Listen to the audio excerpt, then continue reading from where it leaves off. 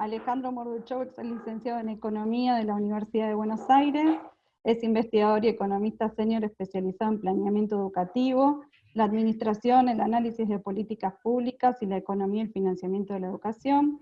En el campo de la administración y el planeamiento, trabajó en el desarrollo e implementación de reingeniería de procesos de los sistemas educativos, y realizó diferentes estudios sobre la administración docente, la efectividad escolar y el planeamiento de la oferta y demanda sectorial.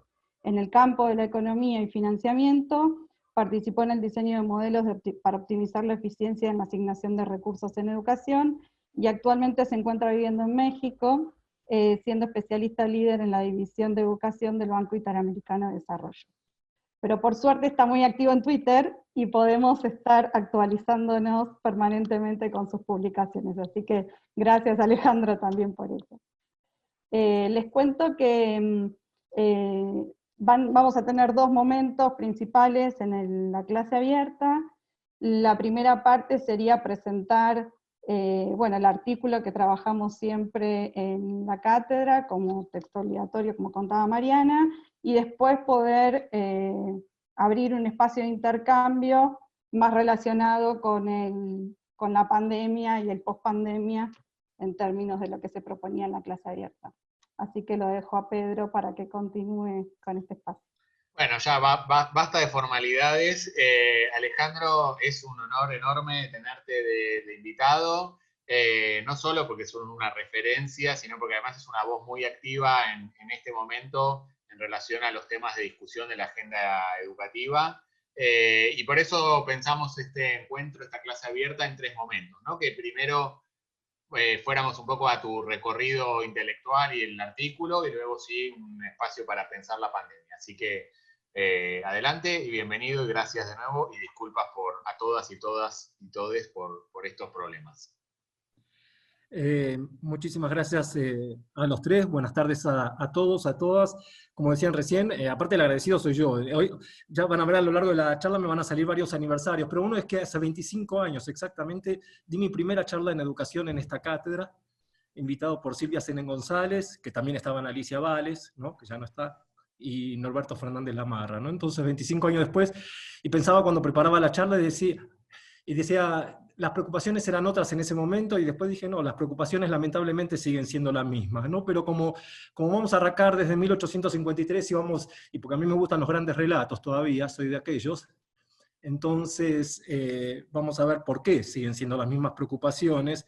Inclusive hoy, promocionando un poco esta charla, lo sacaba del tema del financiamiento educativo y lo ponía un poquito más en una perspectiva más amplia, que es la del federalismo educativo en Argentina, porque una de las cosas que descubrí con este artículo que ustedes mencionaban, pero igual lo vamos a dar como para los invitados, los que están fuera del curso, puedan entender todo y esté autocontenido, entre las continuidades, entre los hitos y los hiatos, pero la continuidad que sí vi cuando estudié para escribir ese artículo, era que había una fuerte presencia del gobierno central, una fuerte presencia en el tema del federalismo, del rol del Estado Nacional, que esto es recurrente en la historia argentina, y bueno, lo que ustedes tienen ahí son distintos, el artículo originariamente,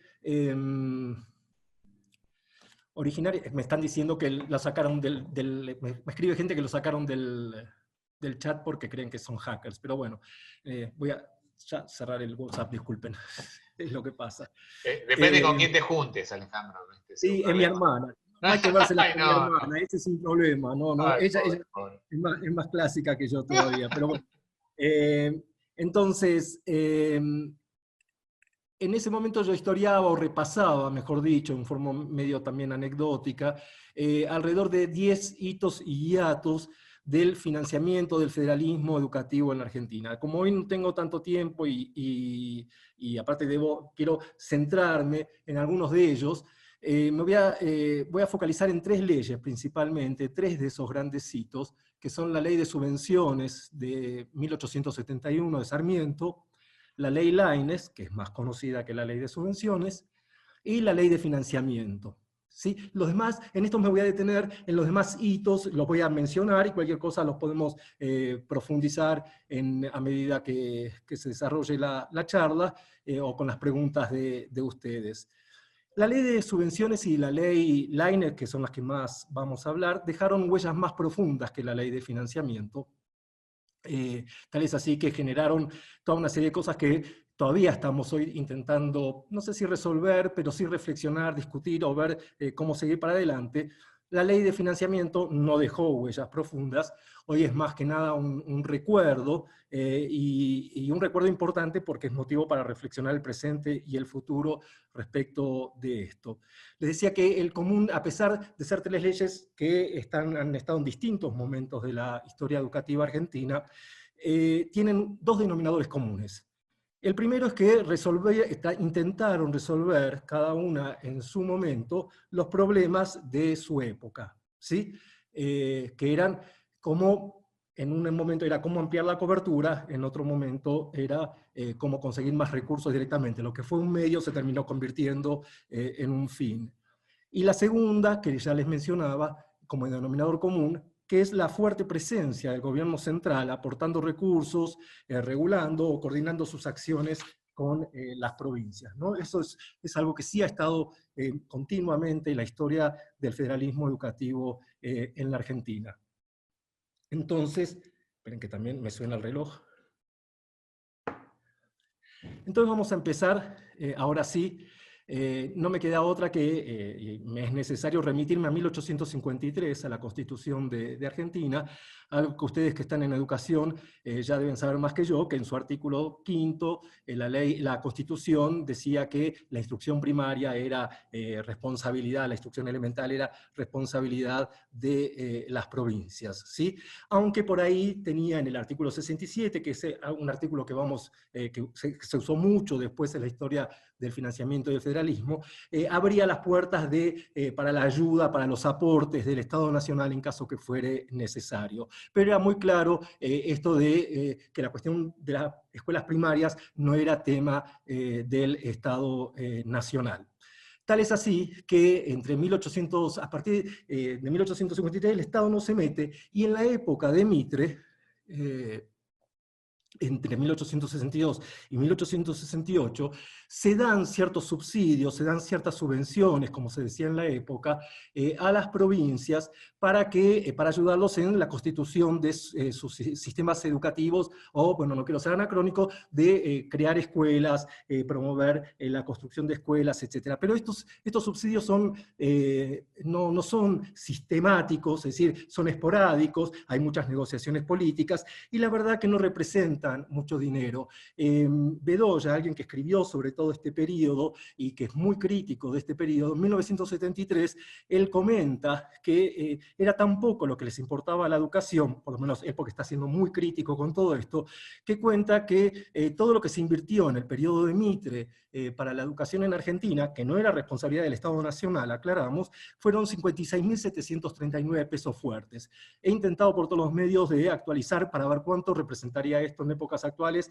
Me fue imposible encontrar una serie de precios tan larga, pero sí podemos saber que no debía ser mucho dinero, porque, les decía, son 56.739 pesos fuertes en ese sexenio, porque cuenta Bedoya que en la Guerra del Paraguay se gastaron 30 millones, es decir, 56.739 en educación contra los 36 millones de pesos fuertes que había demandado la Guerra del Paraguay. Llega el momento de Sarmiento, bueno, todavía está cuando él empieza la Guerra del Paraguay, él preocupado por la cuestión educativa en Argentina, con una herencia o un panorama, más que herencia, un panorama desolador. La información de la época muestra que el analfabetismo en Argentina superaba el 80%, ¿sí?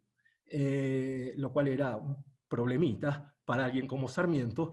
Entonces se le ocurre una idea que es, en 1869, impulsa una ley que va a pasar sin pena ni gloria, es muy poco mencionada en la historiografía argentina, que es la ley 356, en la que va a proponer un incentivo, una suerte de incentivos, que es que aquellas provincias que tuvieran más del 10% de escolarización, de tasa de escolarización, ¿sí? Que lograsen escolarizar al menos al 10% de su población en edad escolar, el Estado Nacional les iba a dar como subsidio, como subvención, 10.000 pesos fuertes. La ley fue un fracaso rotundo. Tal fracaso fue que la ley, que es de 1869, fue derogada en 1876, ¿sí? A los 7 años. Y fue un fracaso porque, o falló, porque muy pocas provincias recibieron ese subsidio de 10.000 pesos, es decir, muy pocas provincias superaron el 10% o pudieron mostrar que superaban el 10% de la tasa de escolarización. Las 3 provincias fueron, en primer lugar, San Juan. Él ya había estado en San Juan, entonces San Juan recibe 4 veces el incentivo, el premio, el subsidio de los 10.000 pesos, y las otras 2 son San Luis y Mendoza, que 3 veces van a recibir el subsidio. Acá también nos habla de un poco del diseño, de la falta de estadísticas, es decir, fracasa por varios motivos. No todas las provincias pueden mostrar fehacientemente que tienen más de ese 10%, y por otro lado hay como una suerte de círculo vicioso. Las provincias no invertían en educación porque no tienen recursos, no invierten, y tienen menos recursos, menos subsidios, porque menos ayuda o menos incentivos, porque no logran superar ese 10%. Frente a esto, y ya terminada la Guerra del Paraguay, promueven Sarmiento junto a su ministro de Instrucción y Justicia, el joven Avellaneda, una nueva ley, que es la ley de subvenciones escolares, la número 463, y esa ley es el principio, no digo del fin, pero es el principio de todo lo que va a venir después respecto de las cuestiones tan intrincadas del federalismo educativo argentino. ¿Qué es lo que proponen en esta ley?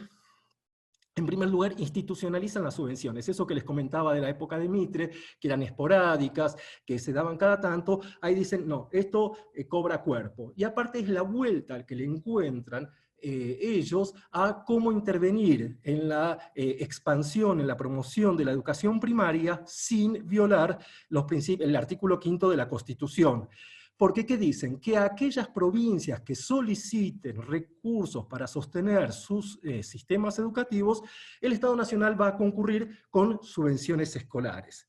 Esta ley fue vista por algunos como el huevo de la serpiente, de alguna manera. Ustedes saben que el huevo de la serpiente, la metáfora del huevo de la serpiente, alude, ¿no?, a la incubación de un mal, ¿no? Es como que la serpiente está ahí adentro y en cualquier momento va a salir, y entonces este huevo de la serpiente es el primer problema o el principio de los problemas respecto del federalismo. Porque lo que hace es, aparte de esto de institucionalizar las subvenciones, divide a las provincias en 3 grupos en función de la riqueza que se la veía en la época.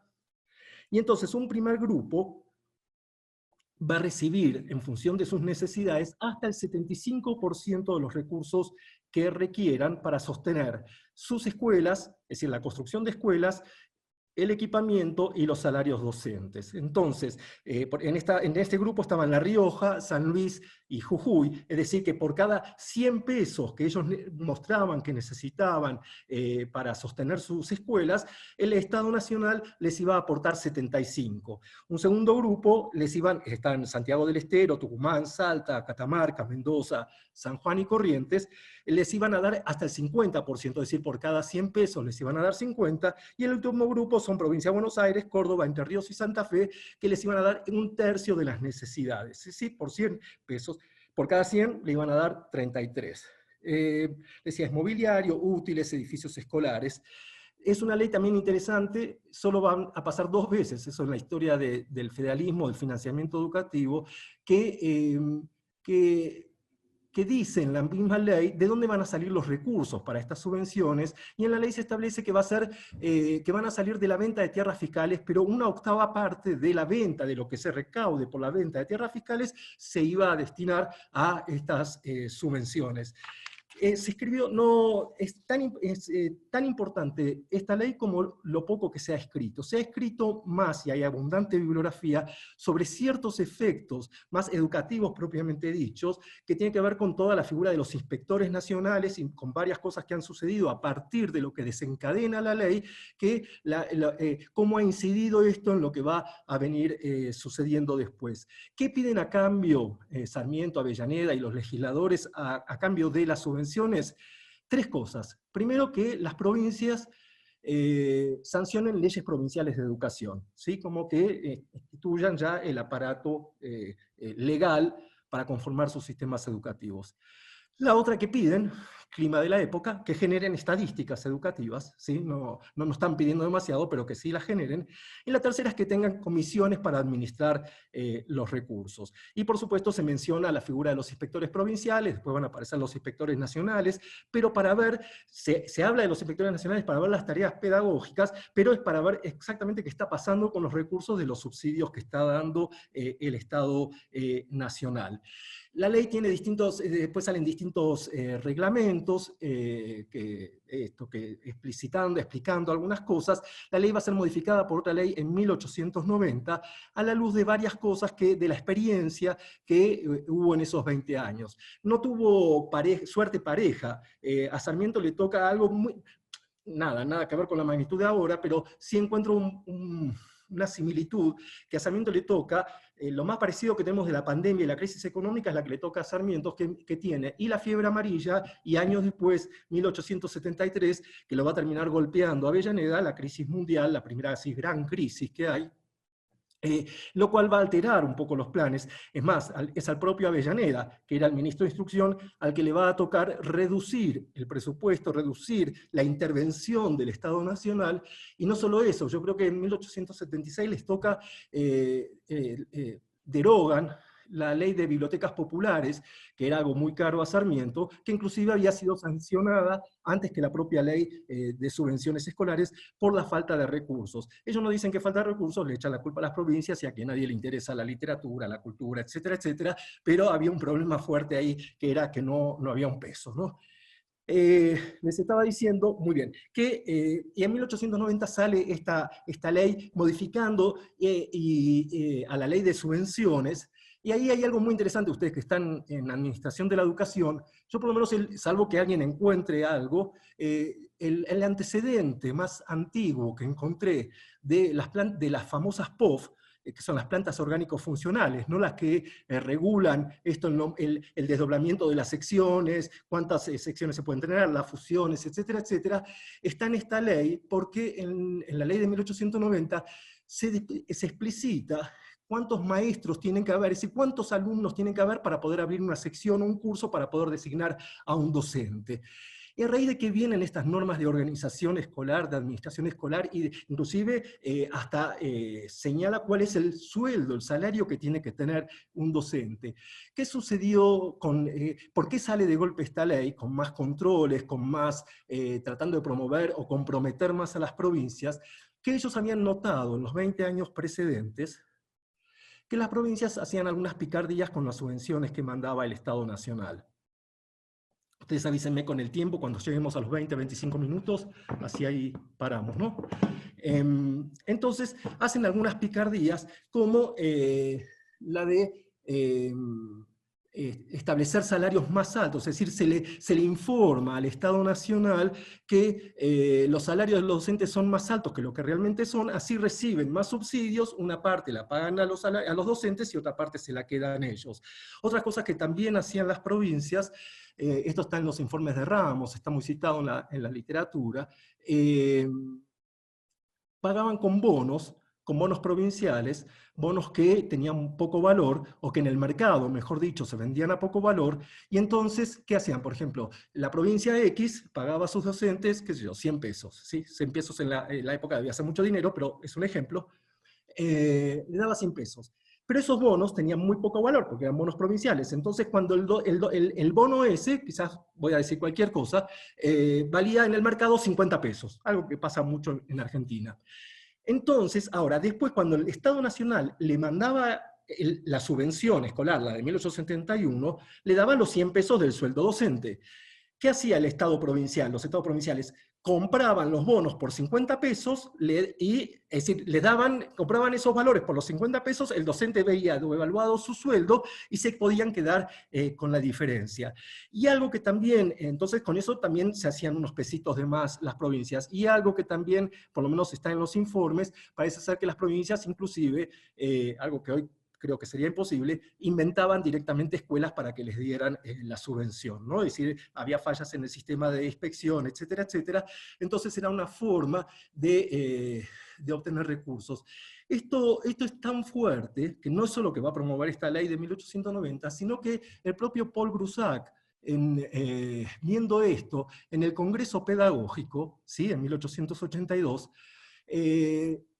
denuncia estas situaciones, y lo que dice, esto está en el libro de Tedesco, están varios, Cucuza, varios son los que mencionan esto, señala que para que las provincias hagan estas cosas con el dinero, ¿por qué el Estado Nacional directamente no funda él? El Estado Nacional no crea el propio Estado Nacional las escuelas y sostiene las escuelas primarias. Es decir, ¿para qué tercerizar todo esto? ¿Por qué no lo asume? Estas palabras premonitorias son el antecedente más inmediato que encontramos, o el más lejano, mejor dicho, más lejano de la ley Laínez, porque lo que Grusac va a estar proponiendo en ese momento es toda una corriente dentro de la clase dirigente de la época que va a sugerir, va a proponer recentralizar, lo que pasa es que tienen ahí la Constitución que se los impide, pero hacerse cargo de esto.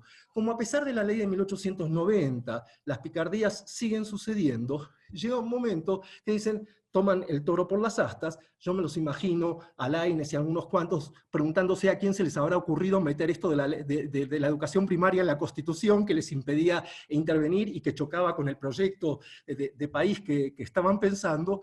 Y Manuel Laínez, que era legislador por la provincia de Buenos Aires, presenta una ley en este mes de septiembre. Yo creo que son 115 años de la ley Laínez, que se sanciona creo en septiembre, después habría que chequear, pero, y presenta una ley muy inclusive extremista respecto de la que finalmente termina saliendo, que dice el Estado Nacional va directamente a intervenir en las provincias, creando las escuelas que necesite, y se terminó la historia. Ese artículo, que es el primero, es sujeto a una negociación en el Senado y termina bastante suavizado, pero es lo único en donde se dice el Estado Nacional podrá invertir, podrá crear escuelas en las provincias en la medida en que éstas lo soliciten, ¿no? Como que se llega a esa suerte de compromiso.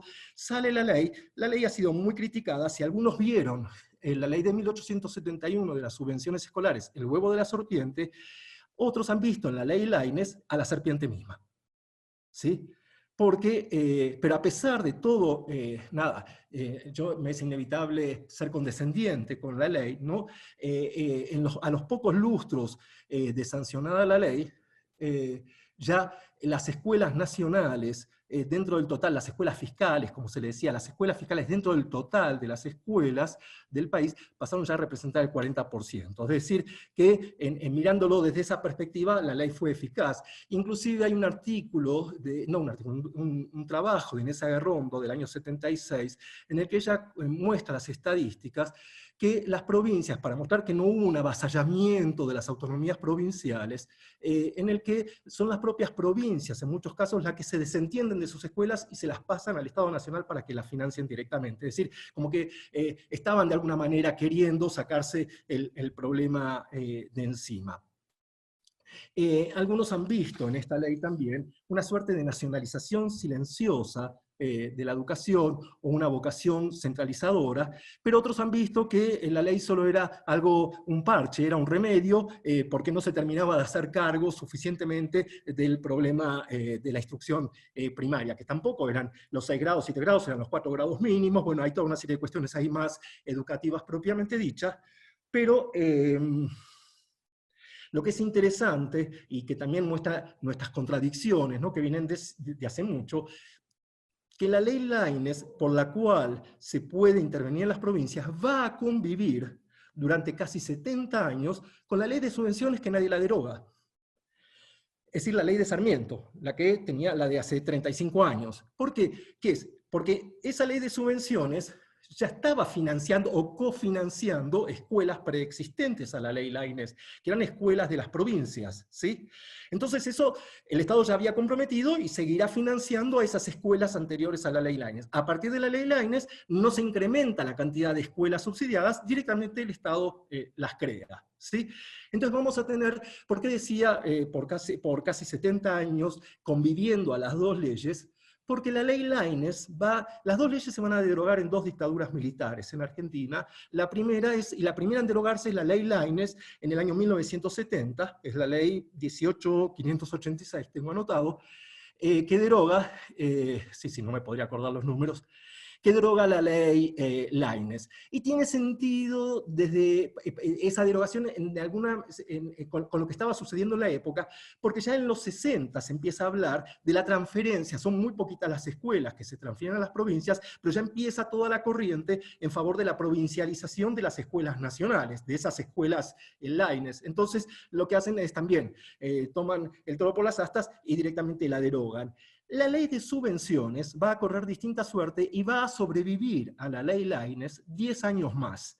Pero ya como muchas leyes, o como varias, tampoco tuvimos tantas, pero como varias cuestiones vinculadas a la ley del financiamiento en Argentina, va a languidecer, va a morir por inanición.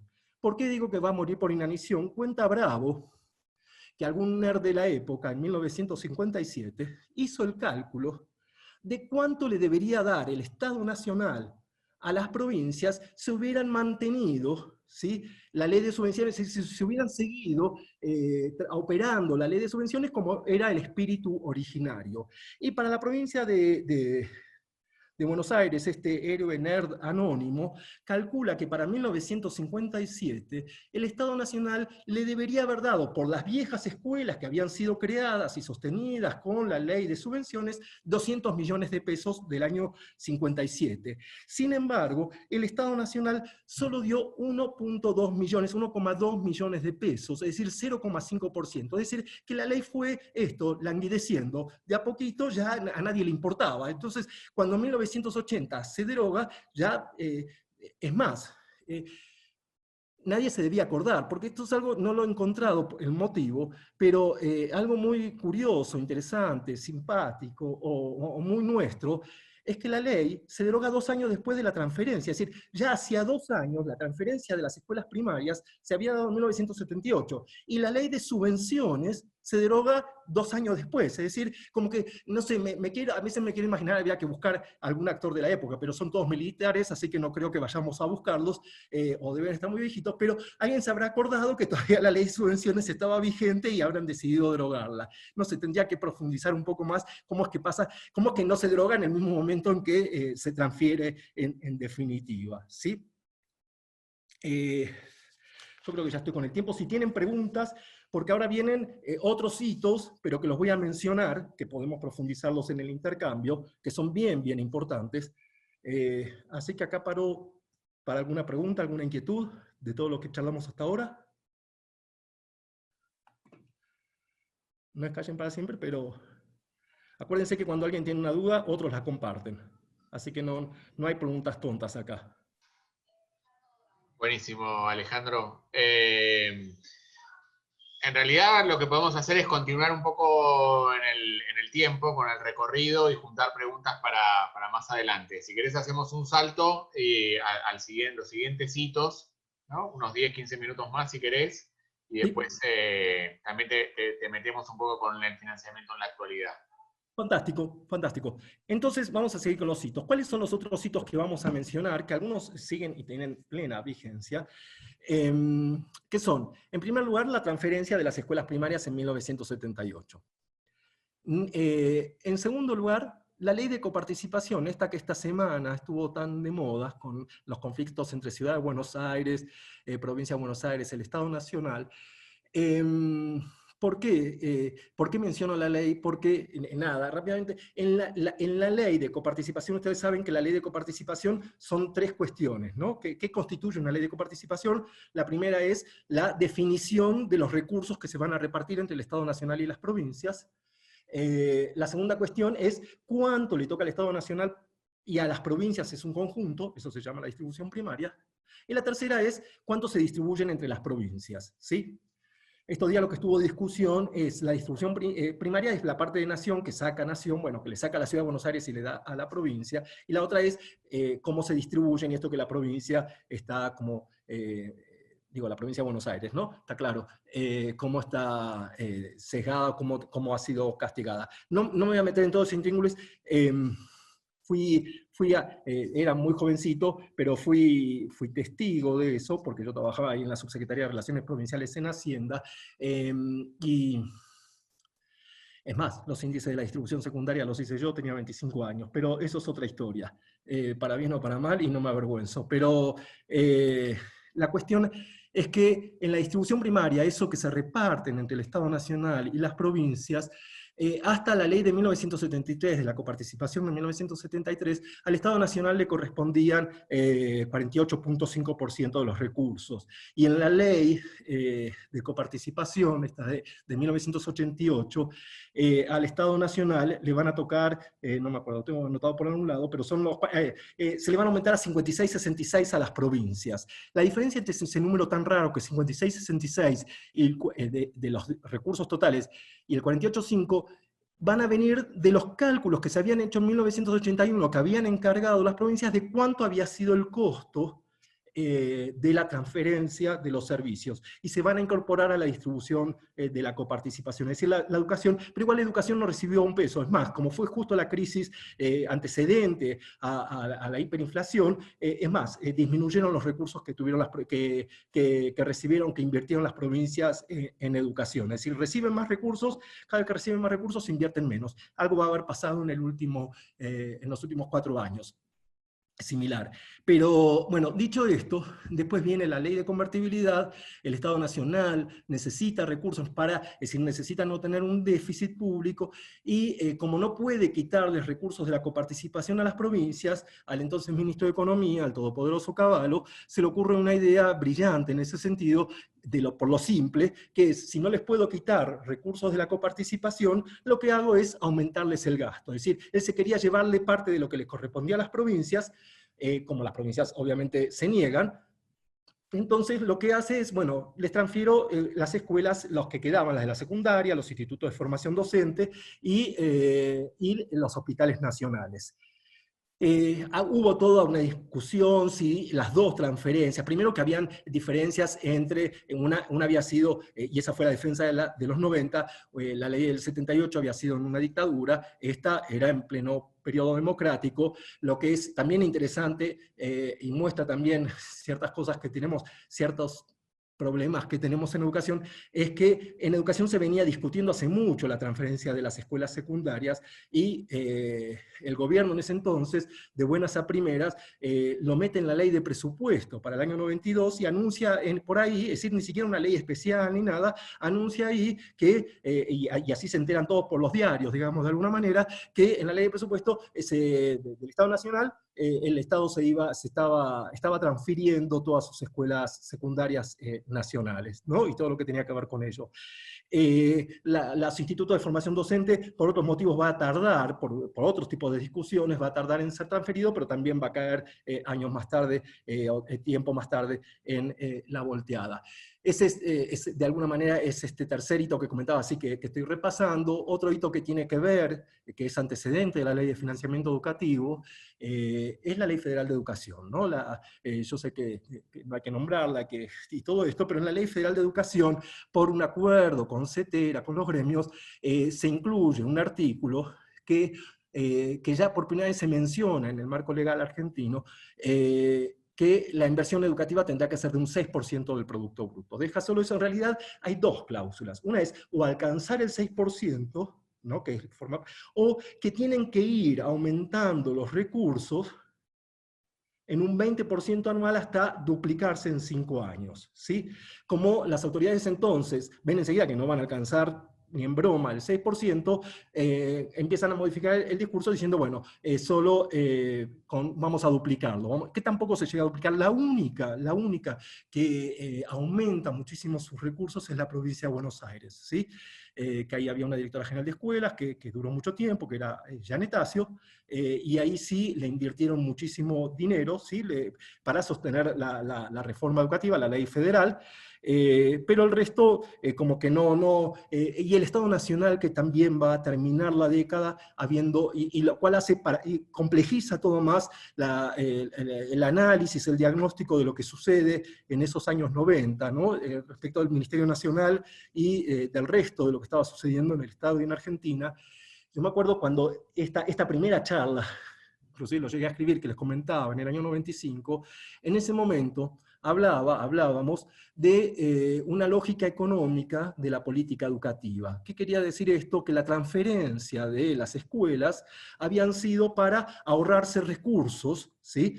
Del Estado Nacional, ¿sí? Para que el Estado Nacional pudiese disminuir su gasto, ¿sí? Entonces eso era lo que decía en esa época, es la lógica económica de la política educativa. Así que quien marca el ritmo de las acciones en educación es la disponibilidad de recursos y no las necesidades de esos recursos. Pero va a terminar la década, en el 2000, o en el 99 si quieren, porque ahí hay cambio de gobierno, de gestión, y los recursos que invierte el Estado Nacional en educación, en universidades, y para sostener la Ley Federal de Educación, que era la que estaban promoviendo, van a terminar siendo de la misma magnitud que los que habían antes de la transferencia. Como que eso también me había trastocado un poco todo, porque veníamos todos criticando, o diciendo, o diagnosticando, ¿sí? Que la transferencia había sido para ahorrarse recursos, y al cabo de unos años termina gastando el Estado Nacional lo mismo que se decía que había venido a ahorrarse. Ahí hay temas para profundizar. Después de la ley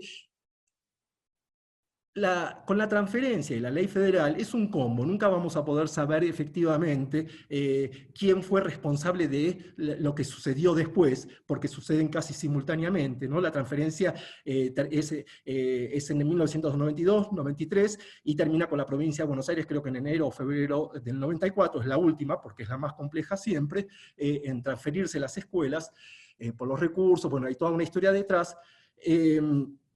Entonces nunca se va a, algunos en esa época o posterior pensábamos que, bueno, que mayor problema o mayor desajuste en el sistema educativo argentino, mayor desajuste que la ley federal, o que, no quiero decir desajuste, que todo lo que vino después, más que la ley federal, tuvo que ver con la ley de transferencia. Creo hoy, con el correr de los años, que son un combo que venía juntos. Inclusive había gente que decía que primero debería haber salido la ley federal y después la transferencia, y así. Esas eran las discusiones que teníamos en esa época. No sabíamos lo que era tener problemas. Pero bueno, después el Estado Nacional descentraliza, están los motivos, hay distintos motivos, hay distintos trabajos que dan cuenta de los motivos de la descentralización, no solo los fiscales, los que tienen que ver con el poder, ¿no? Los de diseminar, tal es así que el sindicalismo argentino queda muy golpeado, porque la descentralización tiene ese efecto, ¿no? En los sistemas educativos, que es justamente fragmentar de alguna manera esa cohesión, y aparte que habían venido de la larga huelga de la década del 80, pero en el año 99 comienza un periodo de recentralización por lo menos de la problemática educativa, en la que el Estado Nacional se ve involucrado en la resolución de los conflictos salariales en las provincias a través de la Carpa Blanca. ¿Sí? La Carpa Blanca, que es esta larga medida, que inclusive los gremios le encuentran una salida, digamos, al problema de no hacer una larga huelga. Entonces eso cuenta con un gran apoyo de la sociedad, de la cultura, de los artistas, etcétera, etcétera, y aparte que ya era el fin del ciclo de esa década. Entonces, y otros motivos más, pero el Estado Nacional se ve involucrado en algo que con post-transferencia no quería tener nada que ver, que es con el pago o el copago de una parte de los salarios docentes. ¿Por qué? Porque el Estado Nacional, después de la transferencia y ya con la ley federal, que es algo con lo que vamos a insistir más al final, en esta historia que es un ministerio sin escuelas, pero con dinero, yo lo he llamado en algún lado, esto era un imperio sin colonias, ¿no? Porque tenías el monstruito ahí de Pisurno y con recursos dispuestos a salir ¿no? Era en busca de un autor, en busca de una colonia a quien conquistar. Entonces había decidido que con los pactos que se hicieron, justamente con una suerte de reglamentación de la ley federal, que se hacían los pactos no de la transferencia, quiero decir, de la transferencia de los servicios, lo que había definido es que el Estado Nacional, a partir de ese momento, se iba a dedicar a la infraestructura y equipamiento escolar, es decir, que iba a ayudar a las provincias a construir y equipar sus escuelas, iba a financiar la formación docente continua, como se decía en esa época, ¿sí? La formación inicial y la capacitación, y iba a intervenir a través del programas socioeducativos, ¿sí? Que era el plan social de la época, después pasó a llamarse socioeducativo. Entonces, y decía, y los salarios, es decir, lo que nunca había podido resolver en esos 100 años que tuvo escuelas, que ese era un problema de las provincias. En el año 99, y con cómo se resuelve a través del Fondo Nacional de Incentivo Docente, con una ley, que era una ley, nuevamente, como pasa en Argentina, una ley que se tenía que terminar en el 2003, porque el Estado Nacional como que no tenía nada que ver con eso, todavía la tenemos presente. Y con una característica también que ya les mencionaba. Yo el año pasado todavía le atribuía cierto poder al Fondo de Incentivo Docente, y hasta escribí bastante, y estuve muy activo respecto de eso,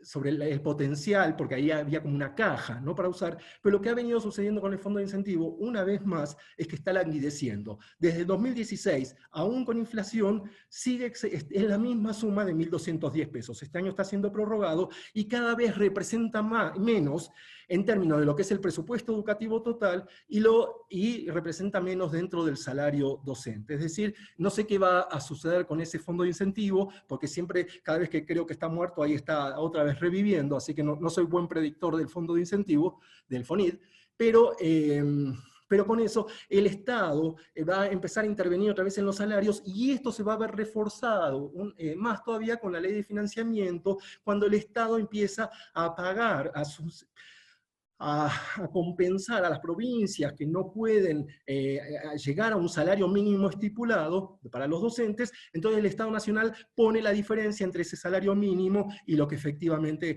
están pagando las provincias. He sido muy crítico de eso por la falta de análisis. Mis cálculos de la época, les hablo del 2005, 2006, mostraban que había ciertas provincias que sí podían pagar ese salario, nada más que estaban destinando los recursos a otras cosas. Entonces, no era el caso de todas esas provincias que recibían esa ayuda, pero como que nunca se hicieron los estudios para ver cuáles son efectivamente las que pagan menos del mínimo porque no tienen recursos, y otras que pagan menos del mínimo porque deciden invertir en otra cosa. Entonces, como tienen ahí el Estado Nacional, está subsidiando.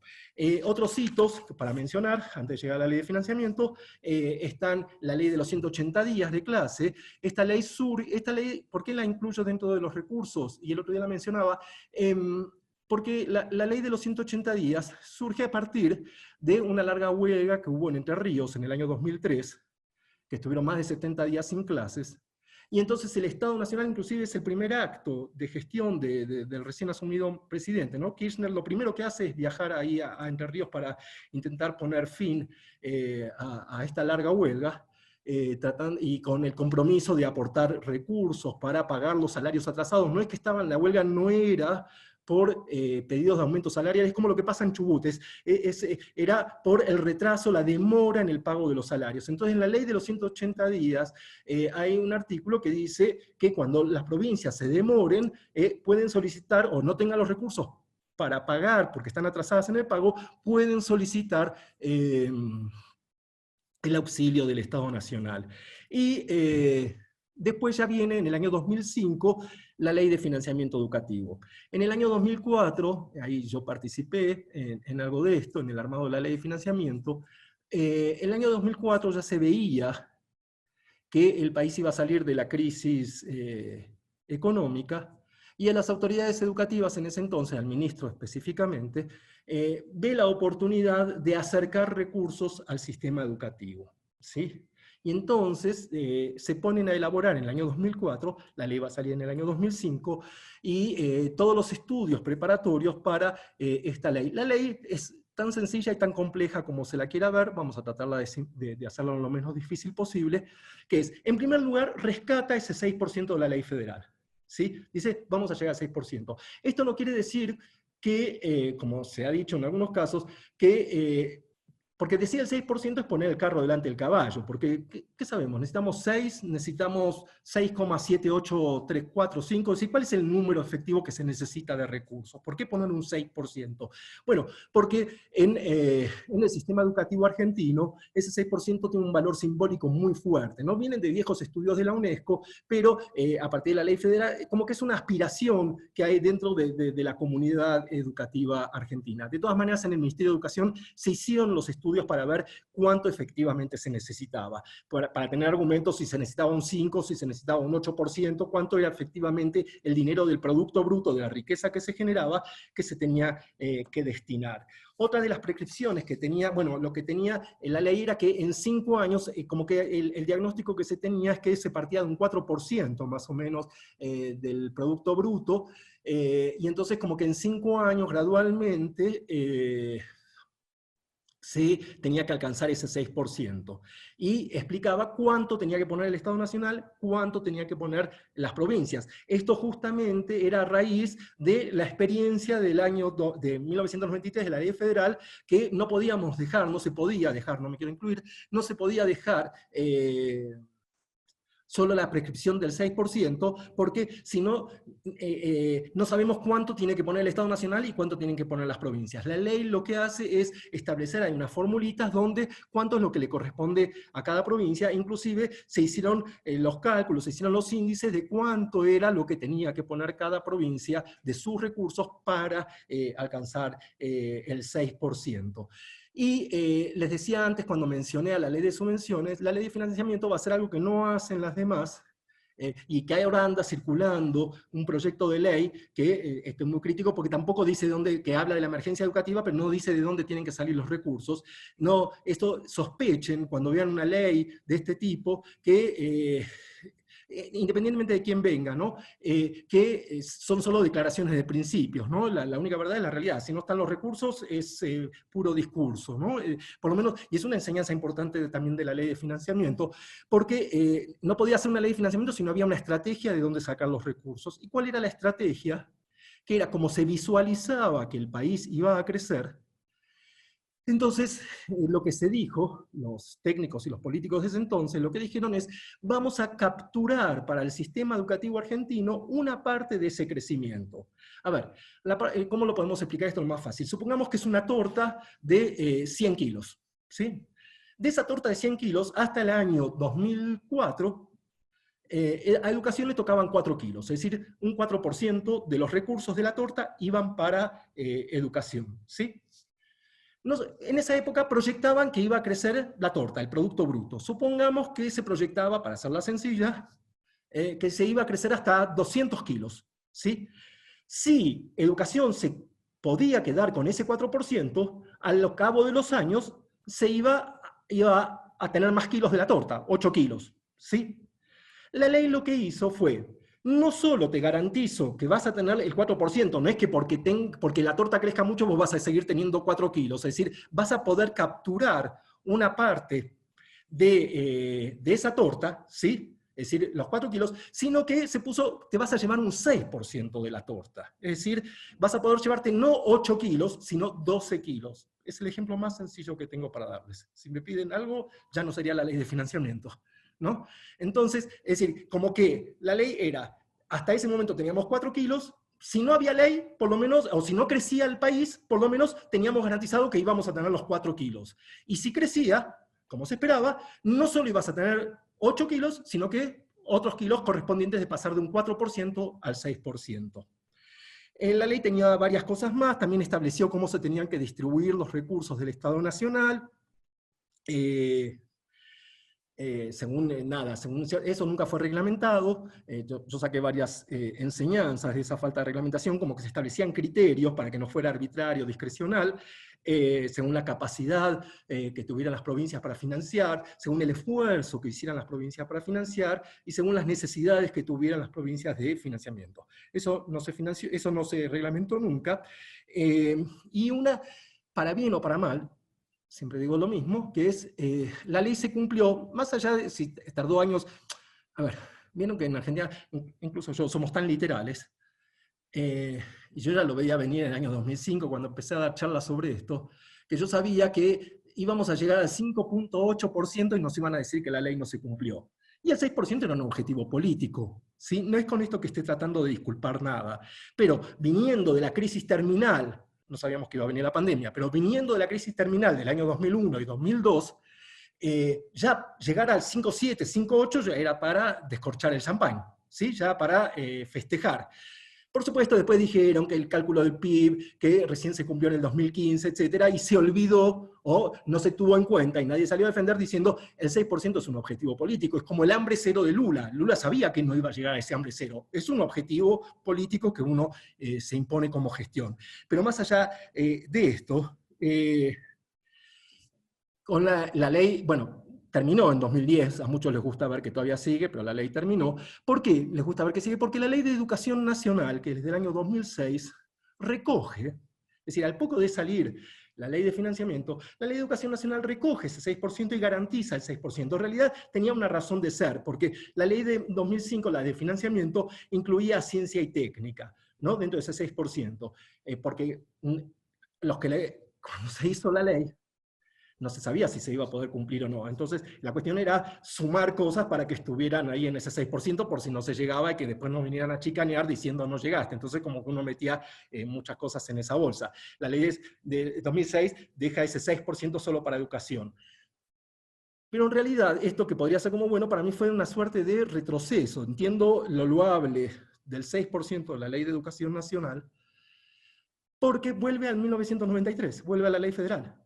Es decir, todo lo que se había avanzado un año antes con la Ley de Financiamiento, la ley diciendo se va a garantizar, pero no vuelve a decir, y esa es una de las tareas que tenemos ahora en Argentina, no dice nada de cuánto tiene que poner el Estado Nacional y cuánto las provincias. Habla, si ustedes miran atentamente la Ley de Educación Nacional, salvo alguna que otra parte, en general son generalidades y se habla del Estado. Nunca se habla del Estado provincial o del Estado Nacional. Entonces, cuando le toca a todos, no le toca a nadie, digamos. De alguna manera es frase hecha, pero nadie se ve interpelado por ese 6%.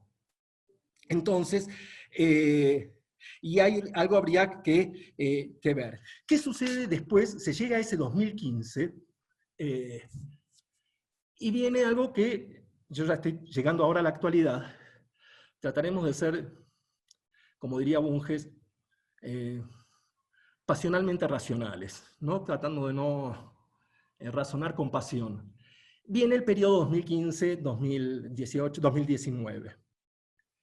Y viene un modelo totalmente distinto, ¿sí? Independientemente si existía o no la ley de financiamiento, un modelo, una concepción diferente respecto del tipo de intervención o de tipo de rol que tiene que tener el Estado Nacional en educación.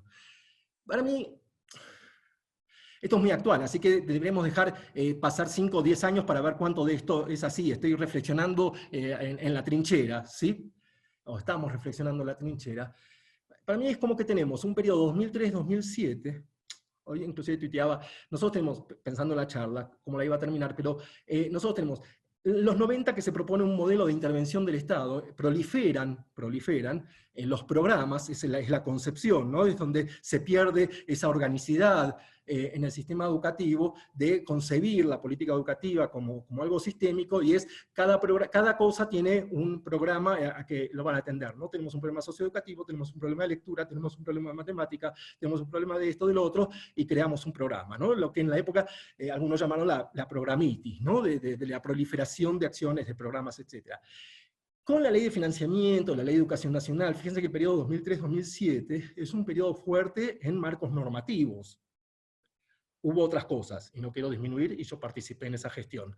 Pero es uno de los más grandes méritos o logros no quiero decir mérito, pero es ese marco normativo. 2007, 2015, por supuesto tengo un amigo que dice que hay cosas conmigo que está de acuerdo, con otras que no está de acuerdo, y con otras que no sabe si tiene que estar de acuerdo o no, ¿no? Y creo que eso es un elogio. Y acá vamos a lo que pueden estar no de acuerdo o no saber si están de acuerdo o no, pero yo tiro igual el petardo, que es que el 2007, 2015, es como una larga coda. Coda es el movimiento musical al final que se repite y todo lo demás, pero que son variantes de lo que se había hecho. Fíjense que los dos hechos más importantes de ese periodo pasan por fuera del Ministerio de Educación, ¿no? Que son la asignación universal, los que están relacionados, y conectar igualdad. No son acciones, no estoy diciendo que no haya habido, hubo mucho dinero entre el 2007 y 2015, pero lo que había quedado era lo que seguía a la ley a las leyes, a ese marco normativo, ¿no? Del periodo anterior. Y después de ese largo intervalo, largo, 8 años, en mi historia no es nada, pero después de ese intervalo, viene el periodo 2015-2019 con una concepción del rol del Estado Nacional completamente distinta. Siempre se habló que los 90, esto también es para provocar, yo mismo sigo a veces, hoy, un día estoy como Mirta Legrand, un día me levanto que sí, otro día que no, y mañana otra vez que sí, pero en los 90 se la ha indicado como, en la década, como el consenso de Washington, y para mí siempre el consenso de Washington termina de materializarse, de efectivizarse, o emerge con todo en el periodo 2015-2019, por lo menos en lo que atañe a la concepción de cuál es el rol del Estado Nacional en educación, ¿no? Y que el modelo es el ejercicio de un federalismo spenceriano, no quiero decir anarquismo, pero de un federalismo en el que esto es un problema de las provincias, no es nuestro, ¿no? Para bien o para mal, es una concepción que se tiene que tener y que es para discutir. Ahora estoy revisando algunas viejas cosas sobre el federalismo educativo en el mundo y no hay un modelo único. Justamente lo que tiene el federalismo es una gran flexibilidad respecto de cómo moverse de los gobiernos centrales respecto de los gobiernos subnacionales, ¿sí? Entonces, lo último así fuerte que hace es en el 2016, ustedes piensan que en 2015-2019, aunque podemos pedir, como en Argentina, las políticas educativas tienen nombre y apellido, podemos dividir en dos, inclusive el periodo 2015-2019, hay un primer intento todavía en esa gestión de estar activos, hay ciertos planes, inclusive el FONID aumenta, aunque a costa de quitarle recursos al resto de las secciones de política educativa, y después ya viene toda una serie de ideas respecto de concepciones como que el Estado Nacional, por ejemplo, frente a las huelgas, a la disminución de la inversión educativa, el otro día el Ministerio Nacional volvió a publicar las estadísticas de la época, por supuesto se confirmó las intuiciones que teníamos todos de la gran disminución, pero lo que interesa acá es como que viene una nueva concepción que se esperaba, qué sé yo qué decir, que cambiase, bueno, y se nos vino la pandemia encima, ¿no? Entonces ahora habrá que ver los números del presupuesto educativo nacional y qué es lo que sucede. ¿Algún motivo, alguna razonabilidad? Había un razonamiento, no es un desentendimiento del Ministerio Nacional en la concepción del momento. Lo que se dice es, ¿se acuerdan cuando termina la gestión anterior, la presidenta finalmente acata el fallo de la Corte Suprema y le da recursos de la coparticipación nacional, 15 puntos a las provincias? El argumento del Ministerio Nacional y del Estado Nacional es, las provincias recibieron muchísimos recursos, y es cierto, inclusive el otro día socializaba unos datos, que entre 2015 y 2018 los recursos de coparticipación en el conjunto para las provincias, y sacándolo de seguridad, así que no es que incluyo ahí para chicanear la seguridad de la Ciudad de Buenos Aires, si detraigo lo de la Ciudad de Buenos Aires, los recursos de coparticipación aumentaron, y sin embargo la inversión educativa cayó. Entonces, el argumento del Estado Nacional es, las provincias tienen dinero, no tienen por qué venirle a pedir al Estado Nacional, lo cual es razonable, ¿sí? Porque háganse cargo, ustedes para eso tienen esos 15 puntos más de coparticipación. Ahí, por eso, lo que hay que discutir, más allá de si hubo o no recursos, era cuál es la posición que tiene que tener el Estado Nacional. Ya está, ya no existen esos recursos y estamos con la pandemia. Yo estoy hablando de esos 4 años, ¿sí? Y cuál era la idea de qué se debería haber hecho, qué se podría haber hecho. En muchas cosas ustedes podrían, hay varios que hemos venido participando en todo esto, así que no es el diario del día después, ya veníamos viendo esta historia que tenían más recursos y no se estaban invirtiendo. Ahora ya casi que es demasiado tarde para lágrimas, ¿no? Pero, porque los recursos no existen, ni el 15%, ni nada de todo eso, pero sí, y aparte, después tratando de racionalizar lo que había pasado, claro, yo pensaba, esto es algo así como el Estado, como que la concepción, no he hablado con nadie de la época, de este periodo, pero es como que, bueno, el Estado Nacional hasta el 2015 financiaba acciones de política, financiaba salarios, financiaba esto, financiaba lo otro, porque tenía recursos que no le correspondían, esos 15 puntos de la coparticipación. Ahora que se los dimos a ustedes, no tiene mayor sentido, no quiero decir eso, es muy fuerte, pero es una que es, no hay mucho sustento para decir por qué el Estado Nacional tenga que seguir invirtiendo. Es tratando de entender la concepción o lo que hay detrás de eso. Con esto llegamos a la época actual. Como esto es una clase charla, tengo algunas reflexiones antes de las preguntas, ¿les parece? Como de conclusiones de esto. Dale. Porque hasta ahora fue toda información, digamos, algo pegada, pero información al fin. Pero, ¿por qué me importa todo este periodo, todo este estudio, todo este análisis de 170 años, de 150 años, de esta, que es una panorámica muy rápida, del federalismo educativo y del financiamiento? Es por estas continuidades y discontinuidades, sobre todo continuidades, ¿no? Y acá mi punteo, a propósito de esta charla, y de rescatando de otras cosas, es, en primer lugar, esta cosa como la empecé, ¿no? Que el gobierno central siempre estuvo detrás, ¿sí? Nosotros solemos tener en Argentina un discurso muy a favor del federalismo, pero por debajo, cuando son las acciones, estamos esperando que el gobierno central haga algo, ¿no? Hay ahí una contradicción entre la forma de reclamar y la forma de esperar que se actúe, ¿no? Entonces, es diciendo, seamos federales, pero cada vez que hay alguna historia, inclusive para que ustedes piensen a futuro, la misma actuación del gobierno central hoy tiene que ver con cierta centralización. Eso creo que lo podemos percibir casi todos. Yo me parece que lo tengo más claro porque hace mucho que vengo reflexionando de esto, ¿no? Pero con cada medida y cada cosa que sucede, ahí estamos muchos esperando al gobierno central cuando hay muchas cosas que tienen que ver con las provincias, ¿sí? Segundo lugar, hay una necesidad de resolver una puja distributiva, ¿no? Muy fuerte de los recursos entre el Estado Nacional y las provincias. Hoy lo vemos con la seguridad y todo esto. Y, al menos en educación, pero en los demás sectores también, lo que organiza las relaciones entre el Estado Nacional y las provincias no son las necesidades, ¿no? Los requerimientos educativos, los requerimientos sociales, sino sucesivos ajustes y negociaciones, ¿sí? Como que las necesidades quedan siempre medio relegadas. Lo que estamos hablando siempre estamos negociando, pero no aparecen cuáles son, no aparecen cuantificadas, no aparecen las políticas, etcétera, etcétera. En tercer lugar, muchas de las acciones que tienen que ver con los recursos y con las políticas siempre se terminan muchas veces sustentando con la gobernabilidad, ¿no? Como que, bueno, esto, el FONID, nosotros empezamos a financiar los salarios porque es la gobernabilidad. Hacemos esto porque es la gobernabilidad. Y acá no me queda otra, con algunos siglos de distancia y bastante de distancia en los hechos, que pensaba, parafraseando a Madame Roland, cuando la van a guillotinar, ella, la famosa frase es de la libertad, cuántos crímenes se cometen en tu nombre, y yo pienso siempre en Argentina, es lo mismo, algo similar sucede con la gobernabilidad, ¿no? Cuántos errores cometemos en tu nombre, ¿no? En nombre de la gobernabilidad, mandamos cualquier ley y ahí la tenemos, ¿sí?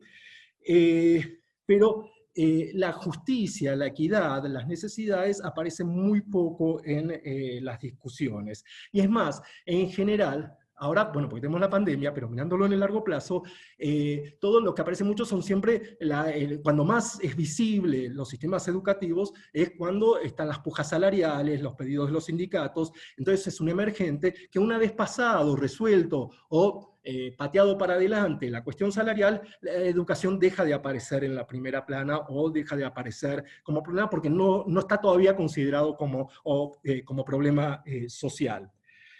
En cuarto lugar, la ley de financiamiento. Les decía recién, les mencioné, participé, estuve ahí en algo. Eso no, estuvimos muy orgullosos, muchos, de la ley de financiamiento, pero eso no habla de una fortaleza de la Argentina, eso habla de una debilidad de la Argentina. Si uno necesita hacer una ley de financiamiento, es porque lo que está haciendo es reflejar el bajo interés, no el gran interés. Si hubiera un gran interés por parte de los dirigentes, no necesitaríamos una ley de financiamiento. Es decir, como que la lectura para mí de alguna manera es otra. Es decir, es una fortaleza, bueno, por lo menos tenemos algo. Es decir, en realidad, por nuestra propia historia, necesitamos de este tipo de regulaciones o de suprarregulaciones que nos vengan y nos digan cómo tenemos que invertir, cuál es la secuencia, etcétera, etcétera. Pero el origen no es la fortaleza, es la debilidad, ¿sí?, de los sistemas educativos. Nada, es todo discutible, estoy acá haciendo las reflexiones. Quinto lugar, en Argentina damos giros de 180 grados sin solución de continuidad, en las políticas, en el financiamiento, todo. Hoy mostraba esto que recién les decía, pasamos en menos de 25 años en 3 modelos de intervención del Estado Nacional completamente distintos, de una gran cantidad de programas, a un Estado fuerte en marcos normativos, a un Estado que se declara prescindente de muchos de los problemas, ¿no? Yo creo que no hay política educativa que aguante, no debería haber país que aguante, y de alguna manera pagamos los costos de esta forma de intervenir. No voy a decir el cliché de las políticas de Estado y de consenso, pero acá hay que pensar inclusive por qué falla eso y qué es lo que está sucediendo. En sexto lugar, el financiamiento. Recordar que el financiamiento educativo, el financiamiento es un instrumento, es un medio, no es el fin de la política. No es, después, claro, como fue un logro, alcanzamos el 6%, aunque sea en el 2015, no importa políticamente, pero no es que el medio se terminó transformando en un fin, ¿no? Como que ese era el objetivo, y el financiamiento está mal que lo diga alguien que se viene dedicando a eso, como que debería ser más corporativo y todo lo demás, y decir esto es lo fundamental, pero el financiamiento debería pasar a un segundo plano. Lo que hizo en realidad la ley de financiamiento es poner al desnudo muchas falencias, ¿no? De golpe aparecieron los recursos, y para bien o para mal, la mayor parte de los recursos de la ley de financiamiento se la terminaron llevando los salarios, ¿sí? Estaban muy atrasados, veníamos de la crisis, etcétera, etcétera, pero la parte de León se la llevan los salarios provinciales y los salarios en las universidades. No estoy criticando, estoy diagnosticando, ¿sí? Justamente eso me sirve para un diagnóstico para pensar el futuro, y eso lo charlamos después con las preguntas. Yo recuerdo cuando el ministro de Educación en ese entonces presenta la ley de financiamiento, Daniel Filmus, creo que, siguiendo con los aniversarios, fue hace 15 años exactamente, el 11 de septiembre del 2005, en la Casa Rosada, con la presencia de todos los gobernadores menos de una provincia, del gobernador de una provincia, pero estaban los sindicatos, estaba atestada, verdaderamente dio un discurso muy, muy bueno. Fue el anteúltimo en dar un discurso, inclusive fue el antecedente de la Ley de Educación Nacional, porque él termina el discurso diciendo, porque nos estaban criticando por todos lados, no crean que todo el mundo estaba festejando, después nada, le pegaban a la ley de financiamiento, no había quien no le pegara, era péguenle a la ley de financiamiento y ya. Y él, muy interesantemente, termina diciendo esto a raíz del instrumento y de los fines, dice, nos critican de todos lados que la ley de financiamiento no se va a cumplir, ¿no? Como que recuerden el contexto que veníamos de la crisis terminal esta, y que otra vez ya se había prometido el 6%, y que nos iban a decir que otra vez sopa con el 6%, etcétera, etcétera. Él dice que no se va a cumplir. Y lo que dice, para terror y espanto de todos, todavía no existían los emojis, pero estábamos todos así, dice, y la verdad que si no se cumple es el menor problema, algo así, palabra más, palabra menos, como que es una ley más que se incumplirá en Argentina. Imagínense, estaba el presidente ahí, el ministro de Economía era Labaña, estaba atestado la Casa Rosada de gente, y dice, bueno, si no se cumple, no pasa nada, es una ley más que no se cumple. Y como termina diciendo, el problema, verdaderamente, va a ser si se cumple y que todo siga igual. ¿Sí? Y verdaderamente ese es el problema, y por eso recalco esto de que es un instrumento, no es el fin. Es decir, no alcanza con haber alcanzado, valga la redundancia, el 6%, sino en qué hacemos con ese 6%, ¿no? Y si era insuficiente o no, sino cuáles son las políticas. Y por eso este es el séptimo punto, para empezar a avanzar en la justicia educativa. No es solo poner un número, 6%, poner X cantidad de pesos, etcétera, etcétera, sino cuáles son las políticas educativas que necesitamos y que necesitaremos financiar para alcanzar esa justicia.